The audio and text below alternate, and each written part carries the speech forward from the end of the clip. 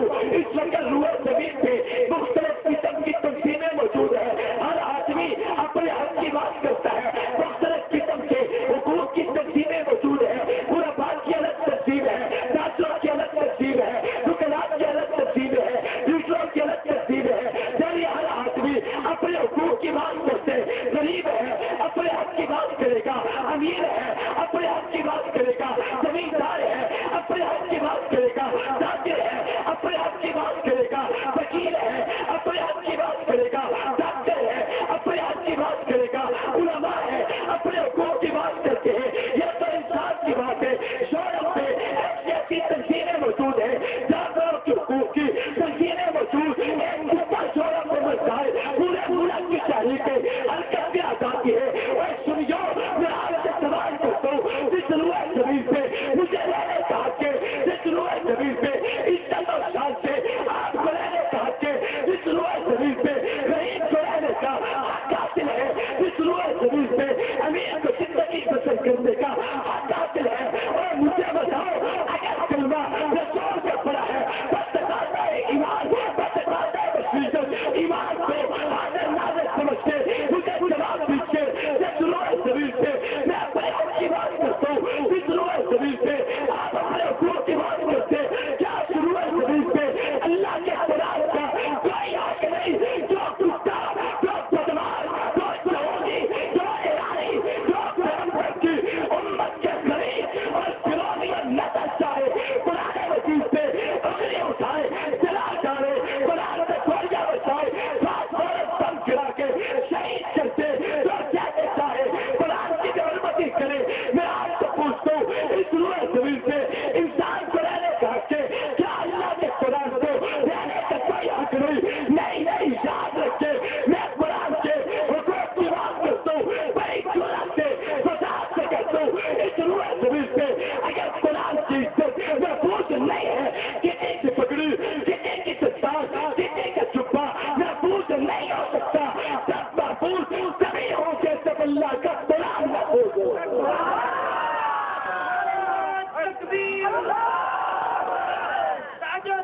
ختم نبوت, شان رسالت, شان صحابہ, شان اہل بیت, شان قرآن, سید محمد ابو بکر شاہ صاحب. میری کیا حیثیت, آپ کون ہیں اپنی عزت کا اظہار کرنے والے؟ سنیو, کسی کی عزت قرآن کی عزت سے قیمتی نہیں. ایمان ہے تو غلط کے بولے, سارے نہ بولے, جن کی ایمان حرارت کرتے ہیں تو بولے. اگر قرآن محفوظ نہیں تو کسی کی دستار محفوظ نہیں ہو سکتی. میں تمہاری چوٹیاں اپنے سر پر رکھنا فقط تنتو کا. سنیو, میں صاحب اقتدار سب کرتے نہیں جاتا. جب سے کلمہ رسول کا پڑا ہے, میں تیرے سامنے چوری پڑا کے مانگتا ہوں, خدا کے مجھے قرآن کا حق دیجیے. لو, مجھے قرآن کا حق چاہیے, اور یہ حق امریکہ نہیں دے سکتا. یہ حق صاحب اقتدار طبقہ نہیں دے سکتا. یہ حق قرآن کا مجھے کوئی بھی انسان سوائے مسلمان کے نہیں دے سکے گا. تمہارے باقی حقوق کی باتیں ہوں, تم اقتدار کے سامنے جا کے جھولی کھلاتے ہو. سنیو, میں قرآن کے حق کے ایمان والوں کے سامنے جھولی کھلا کے کہتا ہوں, خدا کے لیے مجھے قرآن کا حق دو. اگر کلمہ رسول کا پڑا ہے, شکیل پڑا, لا شک پڑا, تو مجھے دو اللہ کے قرآن کا. اگر قرآن محفوظ نہیں ہوگا تو کوئی بھی مسلم محفوظ نہیں ہو سکے گا. سب کچھ محفوظ تب ہوگا جب قرآن محفوظ ہوگا. علماء نے لکھا ہے, مسلمان کے, ایمان والوں کے, کلمہ رسول کا پڑھنے والی امت سے مسلمان کے بنیادی 5 حق ہیں. کتنے حق ہے؟ زور سے زور سے زور سے کتنے حق ہے؟ سارے نہ بولو، 5 والے بولو۔ سوچ کے جواب دو۔ آپ 5 کو مانتے ہیں؟ الحمدللہ 5 تن لوگ پاک مانتے ہو جی؟ سوچ کے 5 تن پاک مانتے ہو جی؟ سارے نہیں بولتے۔ میں کہتا ہوں تو 5 تن کو پاک نہ کہے، میں اس کے کفر کو چوکوں پہ لٹکا دوں گا۔ لیکن عقیدہ بناؤ شرک سے پاک نہیں، لاج تک پاک ہے، لیکن جس کی نسبت اللہ کے پیغمبر سے ہو جائے اس کی پاکی کا اعلان کرنا میرے ایمان کا حصہ ہے۔ شان رسالت، شان صحابہ، شان صدیق اکبر، شان فاروق اعظم، شان عثمان غنی، شان حیدر کرار، اہل بیت، سید محمد ابوبکر شاہ۔ دنیا میں دعویٰ دیتی ہے پیغمبر کے یاروں کی محبت کا۔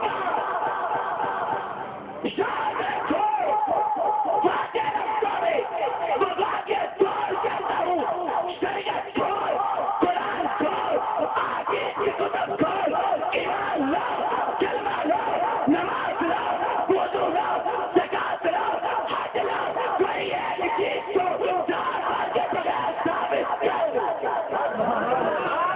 نہ نماز بچتی ہے، نہ قرآن ہوتا ہے، نہ پیغمبر کی آدیش بچتی ہے، یہ سارا سب کا محمد کی جماعت ہے۔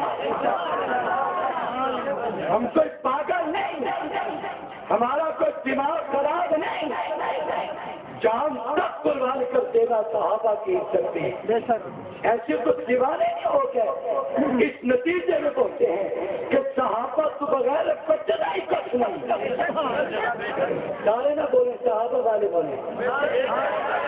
سبحان اللہ کیا غلط کے بعد چلا ایسے نہیں، ذرا جھوم کے کہ نعرہ ہر زباں پر ہو، میں نوکر ہوں صحابہ کا، میں نوکر ہوں، میں نوکر ہوں، سنن کر کے میں نوکر ہوں، سنن کر کے میں نوکر ہوں، کہ نعرہ ہر زباں پر ہو، میں نوکر ہوں، شہید کا ہر مکان پر ہو، میں نوکر ہوں، شہید کے چپے چپے پر شہید آزاد صدا پوچھے، چمکتا آسمان پر ہو، میں نوکر ہوں، میں نوکر ہوں، میں نوکر ہوں، کے سب کچھ پہ لوگ دینا عبادت ہے، اجاؤ حکمرانوں پر میں نوکر ہوں۔ کوئی ایک بات سے تو صحابہ کے بغیر امت تک پہنچی ہو، پوری امت سے انسان نبوت کی جماعت کا ہے۔ مسلمان سے قرآن مجید کے بنیادی جہاں کے ہیں، قرآن کے حقوق ادا نہیں کرو گے، کوئی بھی دنیا میں طالب قرآن اور محب قرآن نہیں کہلوا سکتا۔ بنیاد ہے کہ مجھے قرآن کا حق نہ قرآن مجید کے حقوق۔ آپ پوچھیں گے کیا قرآن کا حق ہے تو سمجھے اور یاد کر کے لائے، سب سے پہلی چیز ایمان بالقرآن، کہ قرآن مجید کو ماننا۔ بولو قرآن مجید کو، کرج کے قرآن مجید کو، یہ مسلمان پہ قرآن کا حق ہے، قرآن کو ماننا ایمان ہے۔ اب آپ میں سے کوئی سمجھدار کیا سکتا ہے کہ شاہ جی دنیا میں کون ہے جو قرآن کو قرآن نہیں مانتا؟ ہر آدمی مانتا ہے۔ یہودیوں نے، عیسائیوں نے، امریکہ نے، افغانستان نے جو قرآن کی ضرورت کی، میں سمجھتا ہوں وہ بے حرمتی کرتا اس بنیاد سے ہے کہ قرآن کو قرآن مانتا ہے. بولو قرآن کو قرآن کون ہے جو دنیا میں قرآن کو قرآن نہیں مانے گا؟ یہودی ہے وہ بھی قرآن کو قرآن کہتا ہے, عیسائی ہے وہ بھی قرآن کو قرآن کہتا ہے, مجوسی ہے وہ بھی قرآن کو قرآن کہتا ہے, ہندو ہے وہ بھی قرآن کو قرآن کہتا ہے, سکھ ہے وہ بھی قرآن کو قرآن کہتا ہے, مرزائی ہے وہ بھی قرآن کو قرآن کہتا ہے, رافضی ہے تو اعتقاد والے پہ ایمان رکھتا ہے, لیکن پھر بھی اس قرآن کو وہ قرآن کہتا ہے. کون ہے دنیا میں جو قرآن کو قرآن نہیں مانتا؟ ہر آدمی مانتا ہے, لیکن میں نے یہ دعویٰ کیا ہے کہ قرآن مجید سے ایمان لانا, قرآن کو قرآن کہنا, یہ مسلمان سے قرآن کا بنیادی حق ہے. کیا مطلب؟ جیسے قرآن کو ماننا ہو.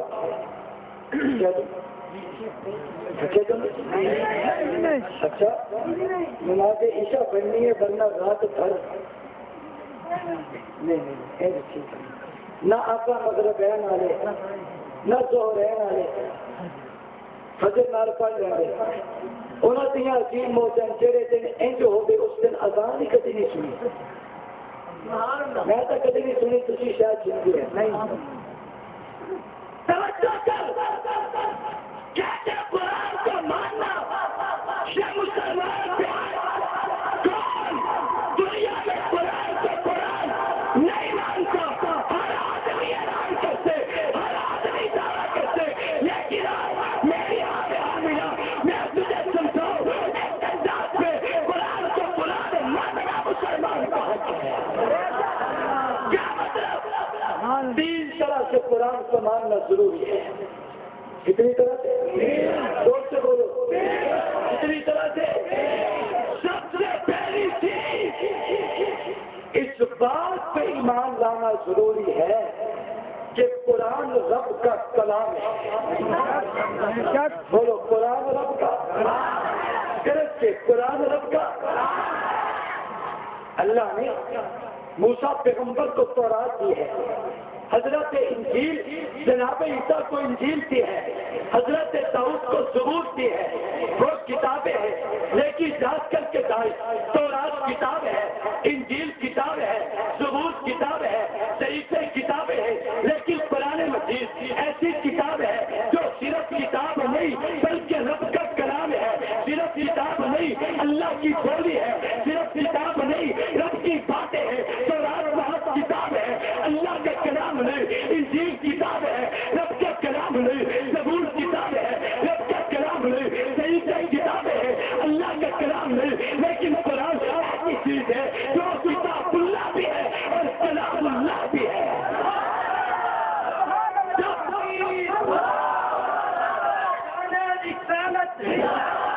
شان قرآن, شان قرآن, محمد ابو بکر شاہ صاحب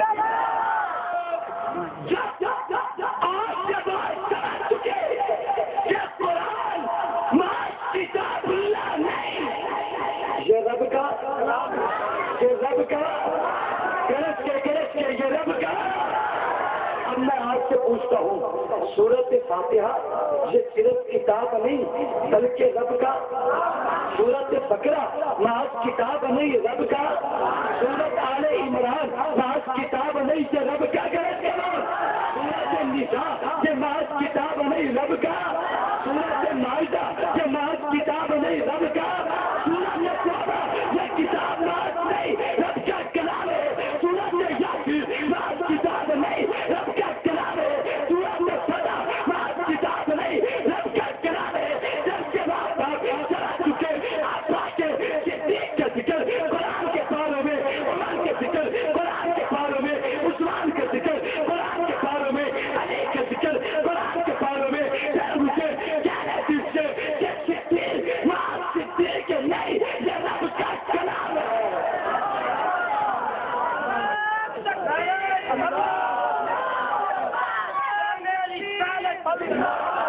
شان صدیق اکبر, شان فاروق اعظم, عثمان غنی, محمد ابو بکر شاہ صاحب.